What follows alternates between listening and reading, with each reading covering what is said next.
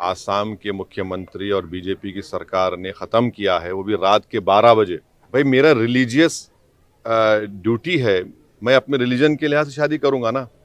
Special marriage act में तो religion नहीं है, वो तो एक न्यूट्रल सेकुलर लॉ है। और इस्लाम में महर देना फंडामेंटल है, ज़रूरी है। अब उसी को गायब कर दिए। अब वोट बैंक पॉलिटिक्स कैसा हो बताइए मैडम मेरे को। ऐसा है ना कि जब हम सच्चाई को बयान करते हैं तो वोट बैंक हो जाता है।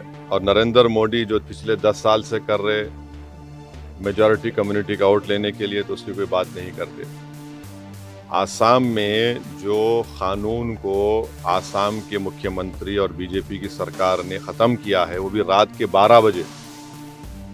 रात के 12 बजे वो कानून ख़त्म करे जो 90 साल पुराना कानून है। उस कानून के तहत आसाम के मुसलमानों की शादी वहाँ के रजिस्ट्रार या काजी के तहत होती थी, और उसके बाद उनको निकाहनामा का सर्टिफिकेट मिलता था। अब उन्होंने क्या काम किया कि उसको सिस्टम को बर्खास्त कर दिया। अब मुसलमानों की शादी तो निकाह से होती है ना, तो स्पेशल मैरिज एक्ट में निकाह का प्रोविजन है क्या बताइए मेरे को। भाई मेरा रिलीजियस ड्यूटी है, मैं अपने रिलीजन के लिहाज से शादी करूंगा ना। स्पेशल मैरिज एक्ट में तो रिलीजन नहीं है, वो तो एक न्यूट्रल सेकुलर लॉ है। तो अब निकाह का आप उसमें कॉन्सेप्ट निकाल दिए, नंबर 1। दूसरा, मुसलमानों में जब शादी होती तो दूल्हे की तरफ से उसकी होने वाली वाइफ को, दुल्हन को महर देना पड़ता। महर मुअज्जल माने फौरन दे देना, उसका जिक्र होता उसमें कि इतने महर इतना दिए, या बाद में देंगे तो उसका भी जिक्र होता। अब आप बताइए, ये वो भी निकाल दिया अब आप, तो इससे महिलाओं का नुकसान होगा नहीं होगा। और इस्लाम में महर देना फंडामेंटल है, ज़रूरी है। अब उसी को गायब कर दिए। अब वोट बैंक पॉलिटिक्स कैसा हो बताइए मैडम मेरे को। आप महिलाओं को जो राइट है महर का, जो किसी रिलीजन में नहीं है, आप उससे उनको महरूम कर दे रहे। आप चलिए आपको बोलेंगे उसमें उसका निकाल दिए। अब आप ये बताइए कि स्पेशल मैरिज एक्ट में क्या करना है मेरे को। और स्पेशल मैरिज एक्ट का आपको मैं बता रहा हूं, स्पेशल मैरिज एक्ट में अगर आपको रजिस्टर होती है शादी, तो इनहेरिटेंस भी नहीं मिलेगा मुस्लिम पर्सनल लॉ के तहत। ये स्पेशल मैरिज एक्ट का मामला है।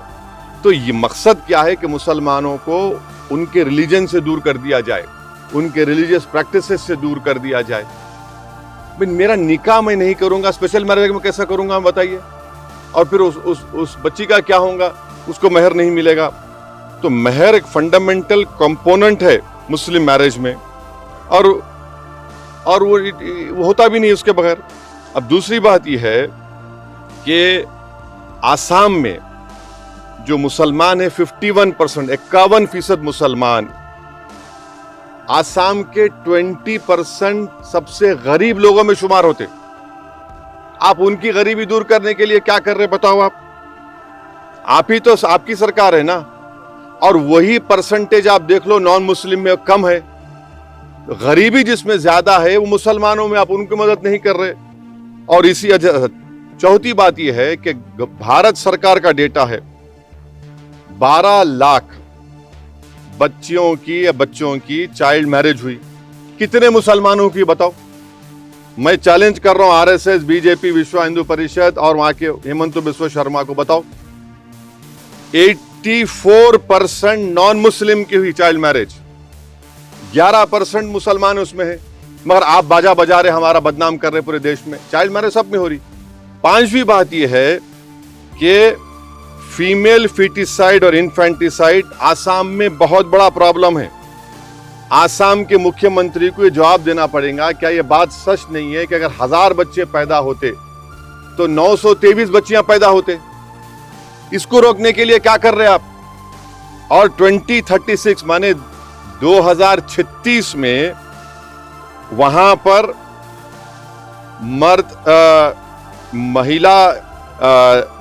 मर्द ज्यादा रहेंगे, महिला कम रहेंगे। अब इसका जिम्मेदार कौन रहेगा, ये भी आप डाल देंगे मुसलमानों के गले में।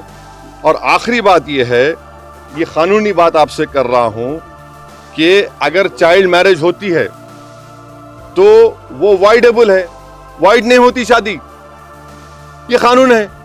तो किसके कान में फूल लगा रहे बीजेपी आरएसएस वाले? और ये क्या बात है कि आप एक्सेप्शन दे रहे हो उसको, ट्राइबल्स को? क्यों देंगे एक्सेप्शन ट्राइबल्स को? आप एक्सेप्शन दे रहे हैं। अच्छा, स्पेशल मैरिज एक्ट में भी, हिंदू मैरिज एक्ट में एक्सेप्शन है, स्पेशल मैरिज एक्ट में एक्सेप्शन है। तो मकसद एक ही है कि आसाम के मुसलमानों का रिलीजियस कैरेक्टर खत्म कर दिया जाए। अब कैसे शादी होंगी बताइए? निकाह नहीं होगा, कैसे शादी करना? स्पेशल मैरिज एक्ट में निकाह होता क्या? स्पेशल मैरिज एक्ट में मेहर मिलता क्या लेडीज को? तो ये मकसद उनका यही है, ये इनकी नफरत है, इनका काम यह। और आसाम के मुख्यमंत्री ज्यादा हैदराबाद को आ रहे, तेलंगाना को आ रहे।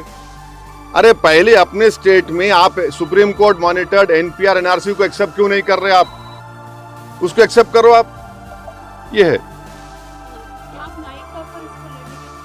अभी तो आप मेरा रिएक्शन पूछे, रिएक्शन दे दिया। अब आगे क्या करना है वो आसाम की जनता करेगी, हमको जो करना है करेंगे, नहीं करेंगे। मगर आपका सवाल का भी जवाब दिया हूं मैं।